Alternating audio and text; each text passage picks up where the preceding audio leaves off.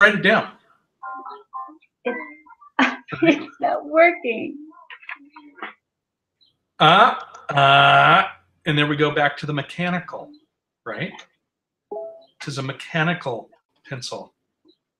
Oh, you know what? I need to get a piece of like volcanic rock or something. Is that what you're saying? You need to get a piece of charcoal stick on a charcoal stick. Yes. Oh, my computer is just farting out. I might have to just find it in the biblio. As long as we can't hear it.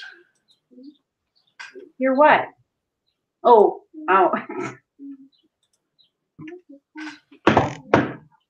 Hey, everybody. All you humans that are here and are about to be here later. Bueno, everybody. How is everybody today? Oh, we got crickets. I thought you heard the creak of the bench that I was on. No. 1623. Yep, that's right. Oh, yes, okay. She's all 1623. That just reminded me. There is a saying that some old people use where when they're retired, instead of saying they're retired, they say, I'm retarded. Anyways, I went back to, don't blow it out your face. Okay. Okay. Wasn't expecting that. Sorry. Okay. That we went to, I was at the store I used to work at, and this lady was helping this elderly woman. And every time either the employee or the elderly woman said anything, the husband would say, don't ask me, I'm retarded. And it just got to the point when they left, I asked her, I said, so what was that guy's issue? I mean, he said it at least 15 times while I was there. He said, I don't know. I think maybe he was retarded. And I said, I don't know. Yeah, maybe. It's quite a possibility. Oh, I'm sorry. I'm laughing. But okay, no, I'm not really sorry. Right? Hey. And Hey. Bueno. Yes, I'm live. I'm not dead. I have risen. Okay. Love. I receive the love and I give it right back at you. Brenda. Oh. This is not new age. Huh? What is I receive your love, man, and I magnify it and I give it back. Oh, you're having flashbacks. I'm sorry. Do we need to pray for you? And, in order to give it, you have to receive it. If you haven't received it, you can't give it. Ooh. The more you give, the more it grows. The more you have, the less you lose. No, the more you give, the more it grows. Right? It's just like what we were talking about. Okay. With the garden. Get out of the church pew. Get out of the church pew. Get out of the pew. That's right. I had beans. What are you going to say about it? That. Now. Ask me what's in here. It's supposed to be like, you're supposed to ask me. Oh, it wasn't really. You should anyway. Oh. Humor. Quit. That looks nifty. What kind of Kool-Aid is that? Gross. Do you know what's in Kool-Aid? Do you know what's in there? No, but it gives you enough strength to charge through a wall. Hey, but it turns you into a big, huge vessel. Turns you into a big, giant red thing. Big, giant glass vessel. Yeah. Matt says, Gwen, you need to change your avatar to you on a chopper. Oh, just because it's black? I would love to be on a chopper. I should just go to Harley. Hey, Matt, go to Harley and get a picture done on one of those. Or just find one in a parking lot somewhere and quickly get Harmony to take a picture. Get hunted down. My house burnt down. Something you never ask someone. So Brenda wants to know, what are you drinking? Pickle juice? Oh! JJ says beans. I'm drinking chlorophyll, iodine, and collagen. Drink up. And is there any food in that? Who needs food? I just had a large, gigantic bowl of mush. Gluten-free, organic, GMO-free. Steel-cut oats. Wait, am I supposed to be reading the story that's happening over here, or why are you looking like that? You're making fun of me. You're just not sharing. Oh, would I make fun of you? The other day when I went back to the show, and then when you said at the beginning when I wasn't there, and you said like eating her GMO bananas. Yes. Right that minute, I was eating a banana. You can't live without bananas. It's like a Canadian living without maple syrup. It's like a sacrilege or something. Okay. That is going to become the latest meme on the internet. What? You can't live without bananas. And it's a sacrilege if you're living with. Okay, wait. It's ordinary to love something beautiful. It's beautiful to love something ordinary. You know what is really interesting? I was having a conversation with this human this morning, and I was saying, because this person had said something like about being ordinary and not wanting to be ordinary, and I was sort of alluding to like, what's wrong with being ordinary? Like, what's wrong with being ordinary? Yeshua was ordinary. And I mean, ultimately ordinary in the sense of course, he was the Son of the Most High, all of those wonderful things. But that is what made him who he was. His Father was what made him who he was. We are, I don't know. But I think that's one of the greatest lies, the greatest temptations of the enemy is, if you start studying scripture and changing your life, you're just going to be ordinary. Yeah.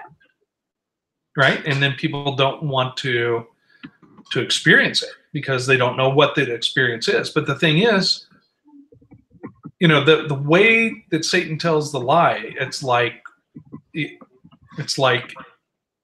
Yahuwah, Yod-Heh-Vah-Heh, has a big cookie cutter, and he's stamping out all these gingerbread men that are all identical, and you can't differentiate one from the other, and that's the furthest thing from the truth. We're totally unique, 100% individual creations.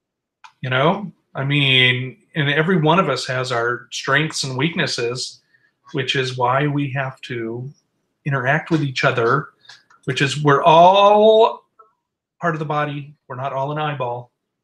You know what? I really used to, I can relate with this friend, feeling, I knew at that time I wasn't ordinary, but then, the more grown up I became, I realized the more ordinary I want to be.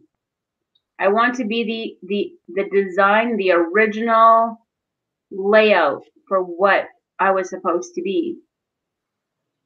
I'm not trying to be outside of this ordinary thing, to be extraordinarily individual, separate, set apart as an individual. I want to be a set apart people, but not a set apart person. I want to be a set apart people. But my child is trying to write something to me.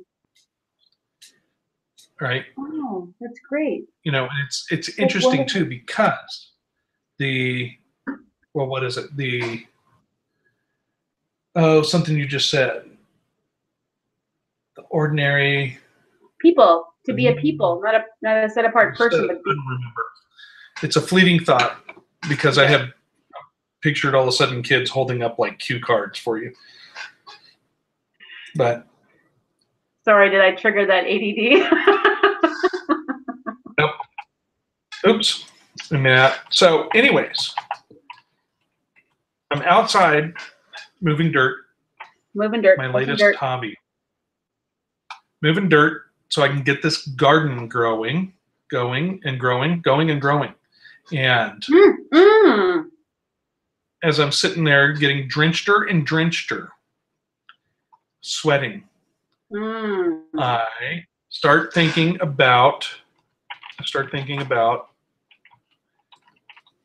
the scripture where Adam gets cursed after leaving the garden, and Abba is telling him all the things he's going to have to do to eat, right?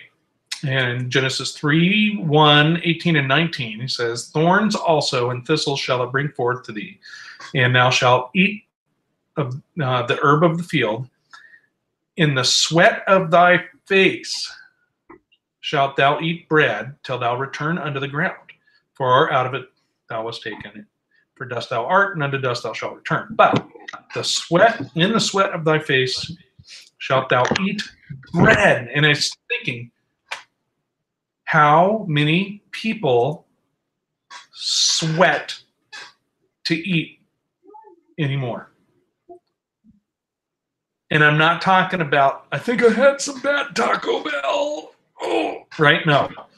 I'm talking about tilling the soil, planting the seeds, pulling the weeds, drying the grain, moving the grain into the harvest house, right?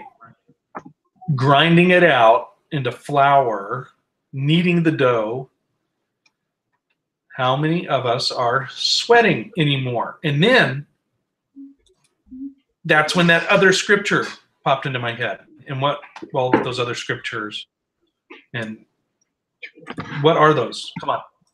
I just got the Matthew 16:23. Come on, Gweno. Don't leave me hanging. But he turned. What? The word is being spoken. Where? So our people know where you're going. I did say it already. Matthew 16, verse 23. I'll give you a moment. Matthew 16, verse 23. Okay. Do you hear all the... Okay, sorry. But he turned and said to Kepha, get behind me, Satan. You are an offense unto me, for you savor not the things of Yahuwah, but that of men. Ooh, savor the things of Yahuwah. What an interesting word to use there. And for you King Jamers out there, but he turned and said unto Peter, get thee behind me, Satan. Thou art an offense unto me, for thou savorest not the things that be of God, but those that be of men. Those that be of men. And in contrast, I'm thinking about that. The entire economy that the king of Tyre has set up, that Satan has given this system of the world, is basically trying to give our Father a big middle finger for the curse. You don't have to work. You don't have to work to get your food. If you want money, you can work at a computer. If you want money, you don't have to till soil. You don't have to raise your own food in a bountiful manner that you could never eat all your own and share with those that need it. You don't need to do that. We'll just convert it to money. We'll grow food for you. We'll have robots, right? These big, fat, automated harvesters that drive in sync on GPS, go along harvesting the grain, the GMO grain that they put into a warehouse and send it off to robots to grind it up and make it into bread. And the people working in the factory bakery or factory farm they're not sweating tilling the soil. They might be sweating nasty grease and dripping it into the hot dogs, but they are not tilling the soil. And that is, if you adhere to Egypt and to Babylon, if you adhere to that system, it is a system that's set up by the enemy to keep you dependent on something other than our creator. Your creator. But I think that there is a collaboration. There's a collaboration, right? Like, I think, like, when you're saying, you know, by the sweat of your brow, right? So he is going to still get something, right? He's going to have to work for it, but he's still going to get something out of it. So there's like a collaboration, like our dependency on our creator comes by us being constantly reminded by how we're living and getting what we're getting and how it's provided for us, because we can't make it rain. I mean, okay, yes, we have all these people that are this stuff that's happening in the skies and stuff that is not natural. So that's not what I'm talking about. But our dependency on whether or not the soil, even how we treat the soil, has a rhythm, has a system. Like every 7 years, you know, you need to give it a rest. Or when you're planting trees, you have to give time for that tree to mature. Like you don't harvest anything from it for the first 3 years or something like that. I can't remember, but I think 3 years, fourth year, it goes to your offering. Goes to offering.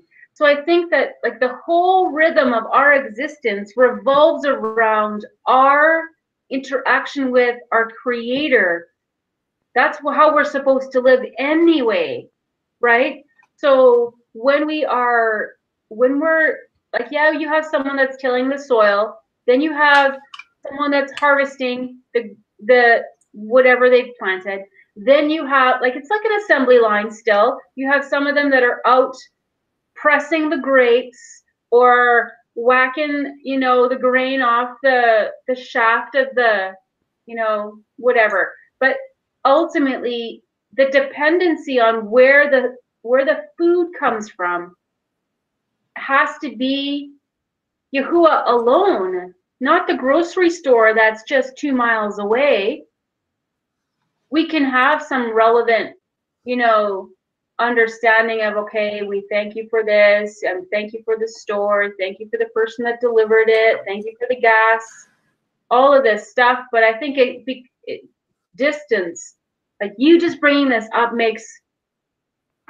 it's collaborating with some other things that I've been considering about stuff that I haven't totally come to full conclusion about. But it's also too, like we were saying, well, like we were talking before we went live, and how, you know, there's a lot you can't do, and it's something I've been talking with a bunch of people about, right? And how Jimmy brought it up to me independently of me thinking this. That JFT, Jimmy from Tucson. Hi, Jimmy's daughter. No, you can't see my daughter. Anyways, at least not here on the computer. Anyways, how we should be helping each other out with the skills that we have. And but even if it's not skills that you have, because if you're working and tilling the earth, well, first off, right, like you were saying, with the 501c3 church where everybody's sitting down inside, and there's 5 people out of 100 that are the same volunteers that volunteer everything all the time, and they just throw money at whatever problem. You know, that's why these 501c3s are shrinking. You know, these people know something's wrong, and there's a hunger inside of them that they're not getting fed. They are not getting fed, and it's not just the word. It's the ability to be a part of the word. It's the ability to work. But anyways, what we were saying, you know, golly, you know, both sets of my grandparents, some were farmers, but they had a garden for themselves. And then my other city dwelling grandparents had this big old honkin' garden. And both of them grew so much bounty. So their gardens were so bountiful. There's no way that they could eat all of it. And you know, the farmer grandparents they canned a little bit, but not very much. But they gave most of this stuff away. Hey, you know, we got some squash, or we got a whole bunch of watermelon, or we got a whole bunch of this and that. And they would give it away. And other farmers and families around them would give them stuff that they overgrew. And my grandparents in the city, though, they would can, and they would have to give it away. They grew so much stuff, and this is on top of eating fresh all the time. There was no way you could eat that much, even if you had nothing but vegetables for breakfast, lunch, and dinner. There was no way. And dessert, right? You'd have to make like squash tomato ice cream and stuff. There's no way that you could eat that much food. And that's where our Father wants us to do that, right? Take care of the poor. You know, don't harvest in the corners of your field. So you have these. If you have a square field, your lifestyle, your the poor and the travelers can go and get food. Just amazing. So your lifestyle forces you to consider that. Your lifestyle forces you to consider that. Our lifestyle doesn't force us to consider that. We're convicted, like, oh, there's poor, we should give them $1 for coffee, or, you know, all of this stuff. But that lifestyle forces us to consider that in our budgeting. Like, in your budget, your lifestyle is forced to consider that. Not that you're just gonna, like, now, okay, I'm gonna budget this and this and this, and then I have this much left over that we could do something with. You know, it becomes like a side thought. Like, when my mom was here to visit, and we had a really good visit. We talked about some really good things. And I'm training my kids to keep their eyes peeled for those that are in need, right? And so we can do that, but then I went the extra step that I pre-prepared, I don't even know what you call them, but just bags. Pre-prepared a bunch of bags. Like, I put toiletries in there, put some food in there, whatever, random things for hygiene, for food, and then something clean that they could put on, and some water and whatever. But I have them, and then I have them in the Pathfinder wherever we go, and I replenish them as they go, right? So when we see someone, we can stop instantly and give them to them right away. But I think that it's now more on their mind that these bags are in the Pathfinder. It's not just an idea that we need to budget in our schedule. It's like, no, this is something that we're doing continuously all the time. And so my mom was like, yeah, I buy Tim Hortons cards, and she puts X amount on it. I don't know how much she puts on them.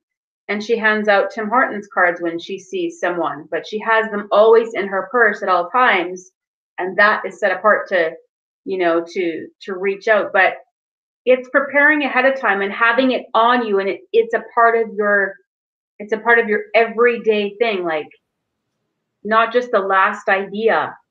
You know, you think of the widow and the orphan, and you think of those that are needy and that are needing support and stuff. It has to be a conscious part of your everyday thinking. But anyway.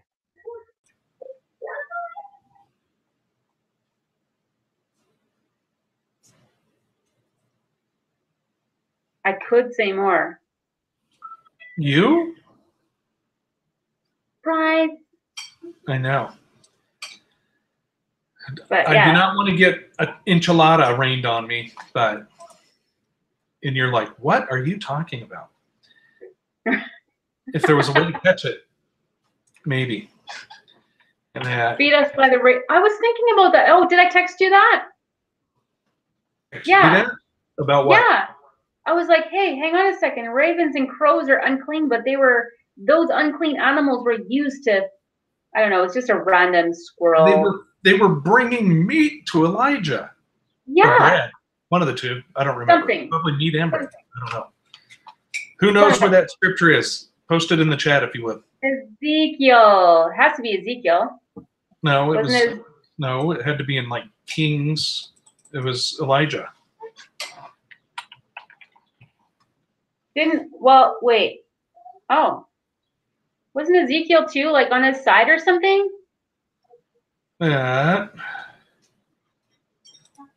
Hey, Casey. Okay. It's in 1 Kings 17, 4 through 6. And it shall be that thou shalt drink of the brook, and I have commanded the ravens to feed thee there. So he went and did according to the word of the Lord. He obeyed according to the word of the Lord, and he went and dwelt by the brook Cherith, that is before Jordan. And the ravens brought him bread and flesh in the morning, and bread and flesh in the evening, and he drank of the brook. So those ravens had to make sure that it was clean animal that he was bringing them. Yeah. That's just so rad, hey? What were they bringing him? I don't know. Bringing him a fish? Flesh? I don't know. Flesh implies some sort of clean meat. You know what? We used to have this dog. Has to. Way back when I was a youngin'. Okay. That we used to have this dog that would escape, right? If you like weren't paying attention and you opened the door far enough for her to get her snout in, she would like full on sprint and wedge the door open and be gone. And she'd disappear for hours and hours and hours. And one time she came back and she had like this leg of deer. So somebody was like butchering a deer, and she stole this deer leg and brought it home. And then another time she came home and she had a roast that was like partially grilled. It had like grill marks on it and everything. It was like that big around. This dog wasn't that big, and brought this big old honking roast home. So yeah, I mean, something like that. Just amazing. You know, like there was this little season that personally we went through maybe a year and a half ago. Now, like, I mean, we've had hard times and stuff, but Abba's always been faithful. But we went through a time where we literally day by day needed to depend on our income. It wasn't like we have a job, we're getting paid in a week or 2 weeks or a month or whatever it was. Like literally it was a job and then cash, job and then cash. And you didn't know if you were going to have a job tomorrow or whatever. So it was that experience, right? For a time we went through that. And let me tell you, honestly, it caused us to separate our money very, very, very carefully, like super careful. And I kid you not, we had enough. And then we were saving, and we were making less money than okay, less money. Okay, not necessarily. Like, he would make, how much was he making? Like, in Canadian dollars, he was probably making about 4,000 every 2 weeks. Okay. And when he was making that amount, we didn't have any money saved. This is my story. Some people are disciplined. We were just not. Okay.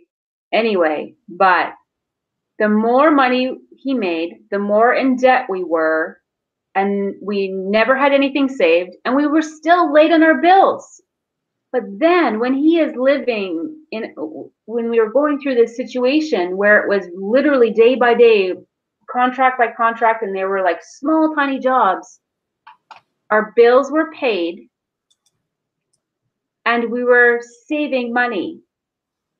We weren't going more in debt by not paying our bills, because when you don't pay your bills, you pay interest, you pay late fees, you stop paying your credit cards, therefore that interest and all this other stuff, right? So we were paying that, but not all of it, and he was making 4,000 every 2 weeks. This, we were making just enough. And then it started to cause me to think about, what does prosperity look like? What does provision look like? What does poverty look like? All of these things. And I already had in me that prosperity isn't a lot. Prosperity is being provided for when you need it. That felt like prosperity to me. Everything over and above is not necessary, but it's great to have, but only if you can handle it. But even then, like, few can handle it. But ultimately, we were less stressed during that time where we didn't know where he was going to be working tomorrow, where we didn't know how much he was going to be making from that job that he might not be working tomorrow. But our bills were being paid, food was in our fridge, and we had a tiny bit that was being put away because we were forced to live that way, and we were free. For some reason, there was this freedom that was functioning in our house. Like, there was less stress. There was less stress because, you really had to depend on whatever Abba was going to provide tomorrow, and you had no idea what it was going to be. Yeah. And it was beautiful. Not saying that now isn't beautiful. We still are, like, it's still tough, but it was the best experience, really depending day by day. I liked that more than knowing he was going to get $4,000 in 2 weeks. Way more. Yep. Anyway. And you just reminded me too. This is something that Steve Mutria talked about recently. 1 Timothy chapter 6, verse 8. This is right before he starts talking about the love of money is the root of all evil. But he says, in having food and raiment, right? Having food and clothes, let us be therewith content. Yeah. Got food, got clothes, right? And then it goes into how, for the love of money is the root of all evil, which, while some coveted after, they have erred from the faith and pierced themselves through with many sorrows. Right? The stress, like you were just talking, the stress.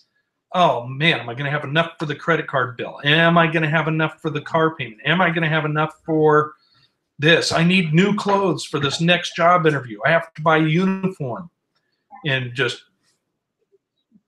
Matt says, I wish Ravens would bring me some steak. Come over, Matt. We have so much moose in our deep freeze. Moose steaks. Really? Yeah. Is it more fun if you say moose? Okay. You do that really well. I won't ask From any the more other questions. room, my daughter says no. No, it tastes great. No, she's talking about it's not more fun if you say moose. Oh. And that, what is it? in between those two verses too, it says, but they that will be rich fall into temptation and a snare, and into many foolish and hurtful lusts, which drown men in destruction and perdition. Wow. I don't know, like, even when I was, like, living on the street, I wasn't stressed. I mean, yes, okay, I have kids now, okay. I mean, yes. It's a bit different, but then you know what? When we go to the store, really, what are we buying? Like, I mean, yes, me and my kids have now, like, changed our eating habits, and our grocery bags are filled with something different. Yes. I mean, it's food that's more alive. We are eating less. We're not eating as much because, number one, we don't need that much food in our bodies to begin with. And so we're eating less. Our grocery bill is less.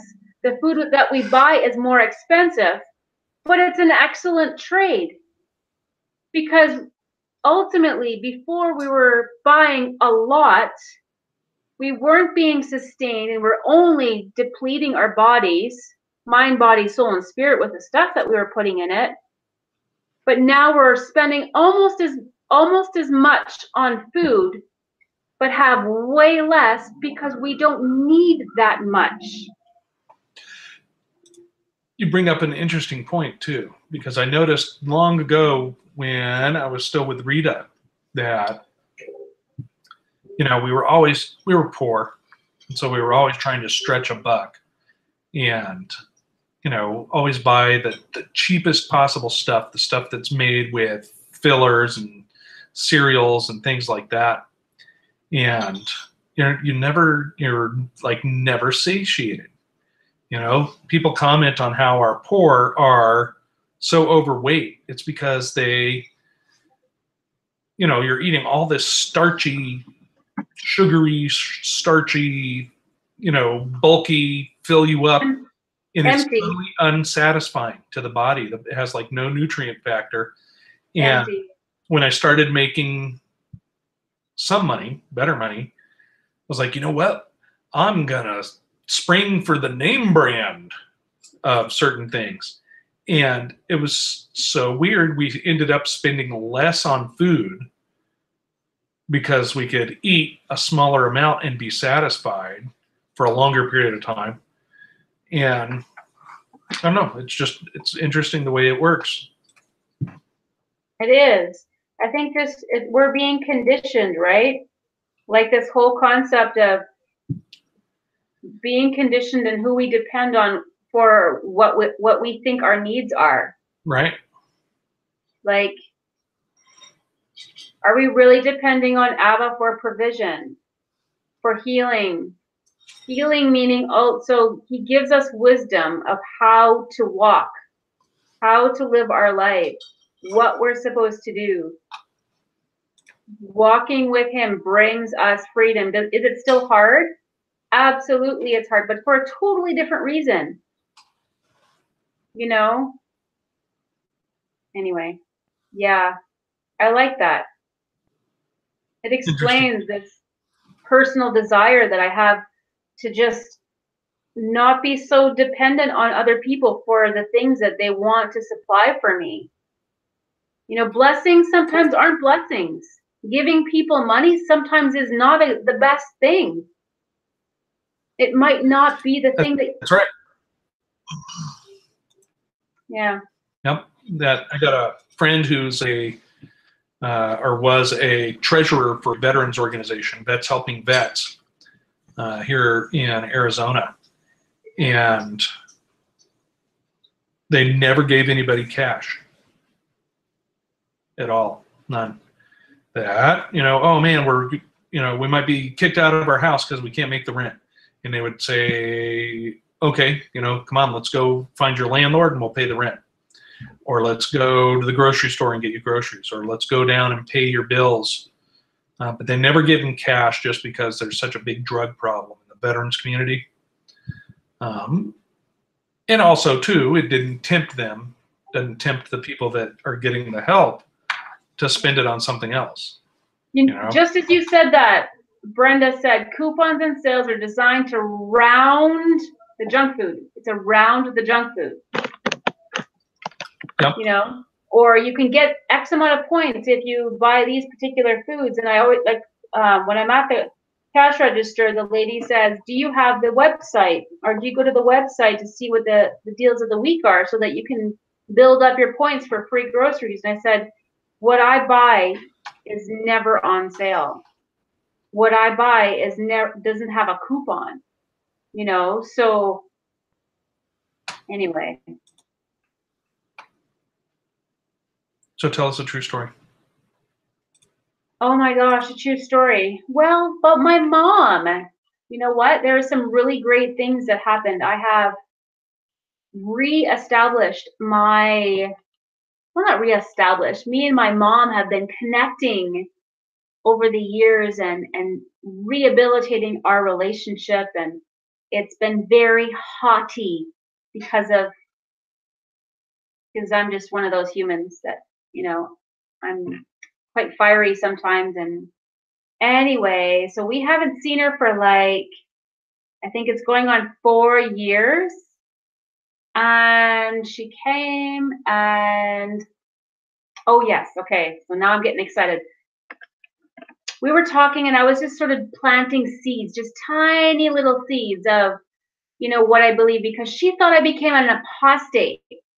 Like, she knew that I was a Christian for all my life, but a walking Christian for about 20 years. And then here's that I've been adopting some things that are not Christian. And so she thought I became an apostate and that I was forsaking Yeshua and all this stuff.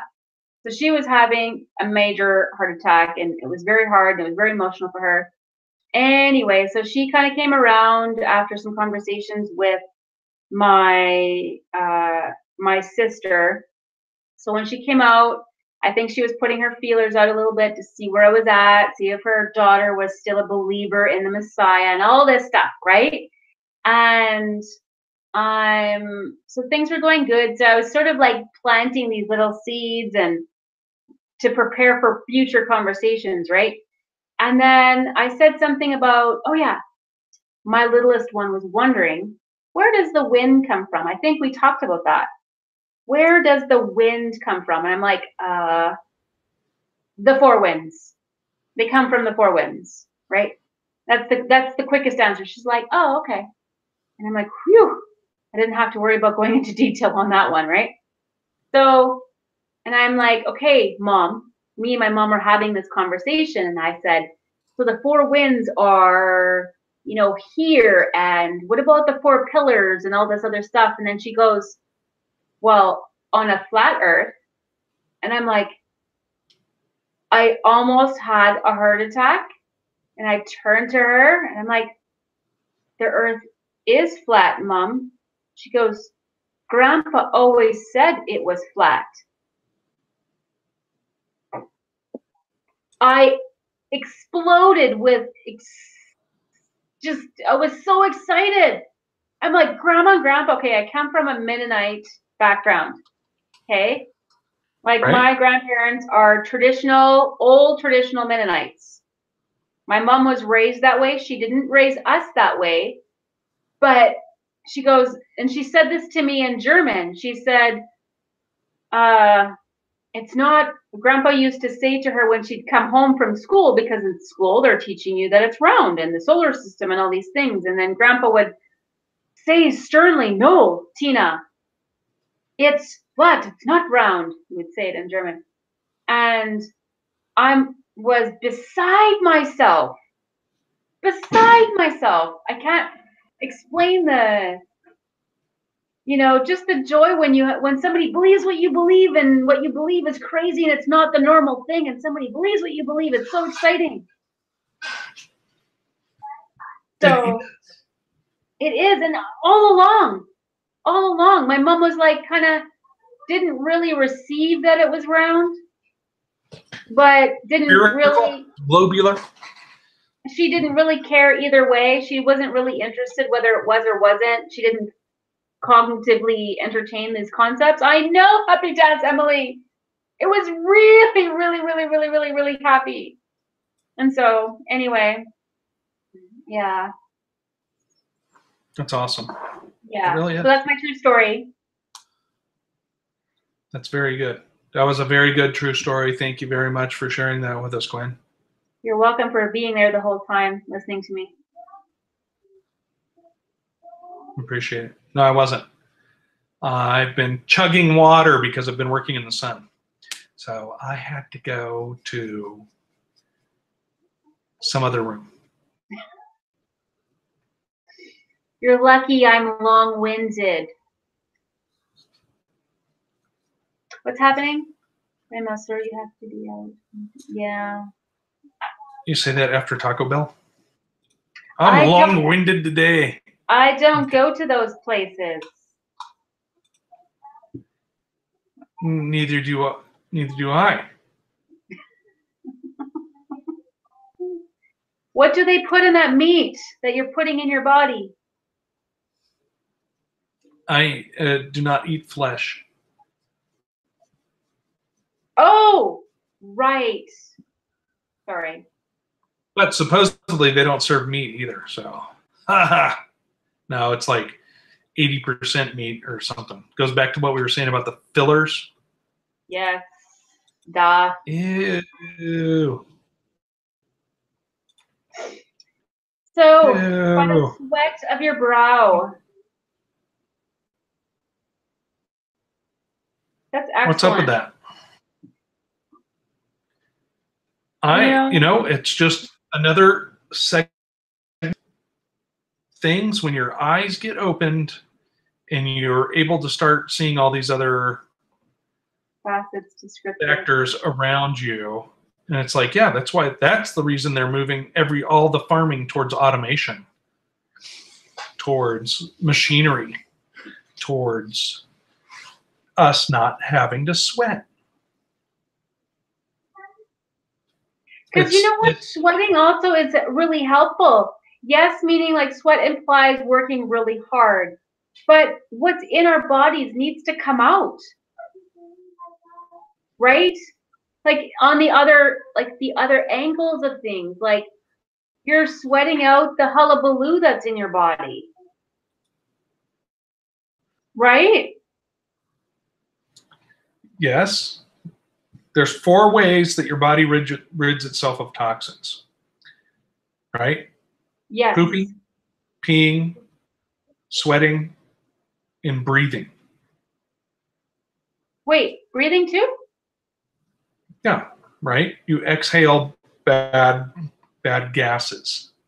Oh yeah, okay, yes, of course. Right. So things that our bloodstream picks up, that our blood picks up, that's not in a solid form, it's in a gas form, we'll exhale that. Right. So see, like another thing. Remember when I was saying about how what we think is a curse still has a blessing.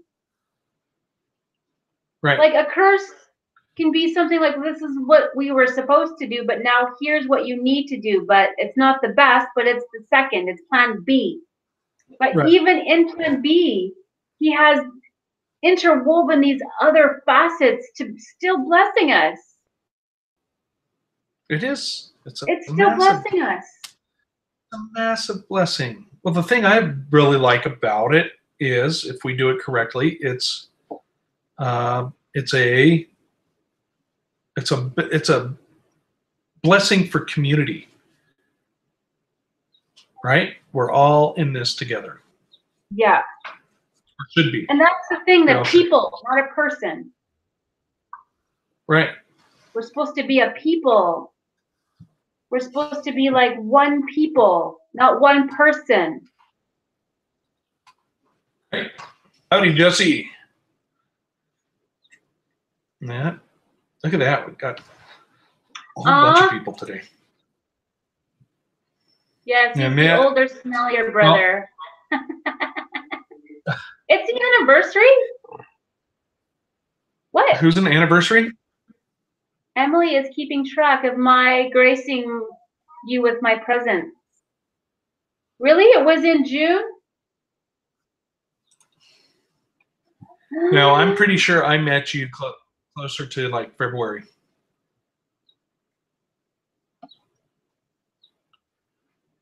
I don't know, but it feels like a really long time. No, just kidding.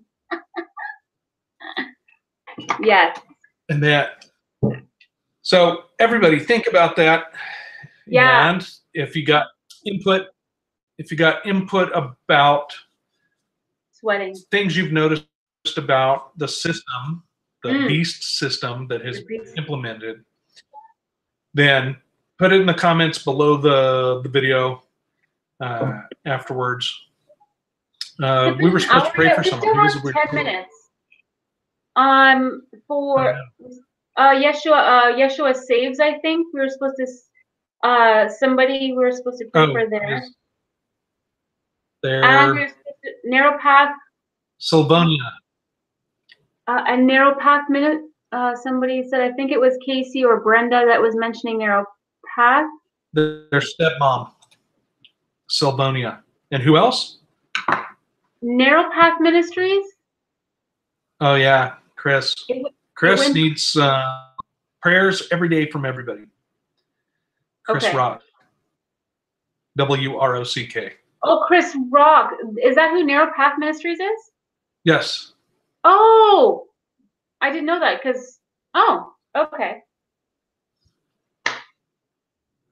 Inhale O2, exhale CO2. Oh, I'm a homeschooling mom, Moni. That's a horrible dig at homeschooling moms, but I think most of them know what I mean by that. And you know what, too, about that? Inhale O2, exhale CO2. The planet, the Earth is self-regulating. When the CO2 gets too high, we get more weeds, we get more grasses, we get more things, annual or perennials or whatever they're called, that pop up. Suddenly, we get more plant life that converts that CO2 back to oxygen. And it's a self-regulating system, and that the fallacy that they, well, never mind. Anyways, okay, you want to pray? Sylvonia. Okay. Stepmom. And stepmom. Yep. It's and Casey's Chris. stepmom, right? Yep. Okay.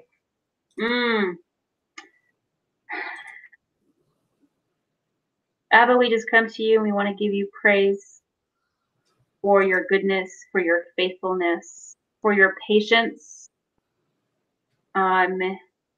with us, your people. And we just want to lift up our loved ones to you, Casey's mother-in-law, Sylvania, if that's correct. We just want to lift her up to you, and we just ask that you know what she needs, and we ask that whatever the process needs to happen, that those things are met in her, we know that you're faithful, and we know that you're good, and we pray that there would be an opportunity for her to receive what you have designed for her, and that she would turn to you and trust you and yield to you, so that these things that need to happen in her life can happen. And we pray for Chris. We pray that you would just strengthen his heart, and that you would encourage him, that you are with him, and that you would give him peace and rest and a new understanding even of you, because there's so many facets of you. The more we learn about you and understand you and your ways, the less we know. So I just ask that you would just bring him peace and rest in his heart, in his mind. And everybody else, I ask that there would be just an opening of their minds and their hearts to a deeper understanding of your ways, each one of us. each one of us, a deeper understanding of your ways, that we would learn to trust and turn to you and ask you first, and learn to love each other, so that your love and your truth and your light would be shown through our love for one another. In Yeshua name. Amen.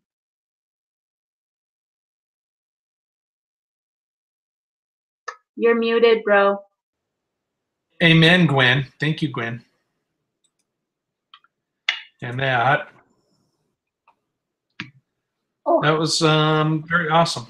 Yes, but I thought you said, like you had something to say. It's down. I know. It's because I haven't showered. Thanks, Moni.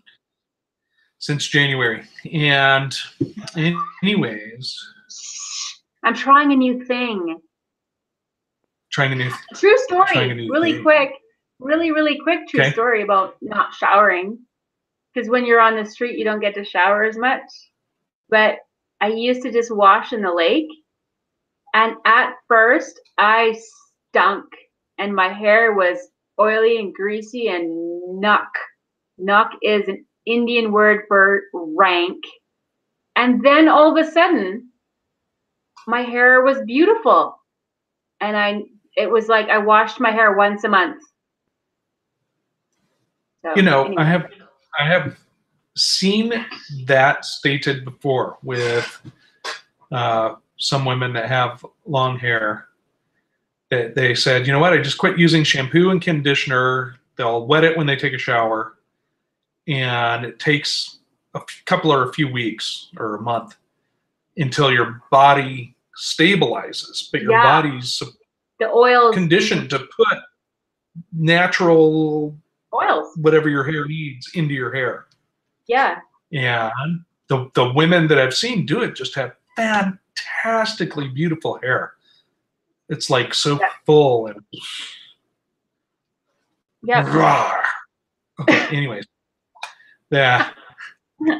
Too bad you can't have long hair. It's just for us. I'm sorry. Well, it goes to not cleaning the beard. Oh, that's different. Because food can get all up in all of that junk. Right? How do you think you make beef jerky? Oh, I have another true story, but we better stop. All right. Love you, everybody. Thank you for joining us. Appreciate it. Hi, Shannon. Oh, Shannon's here. Oh, hi, bye. Hi, bye. Hi, bye.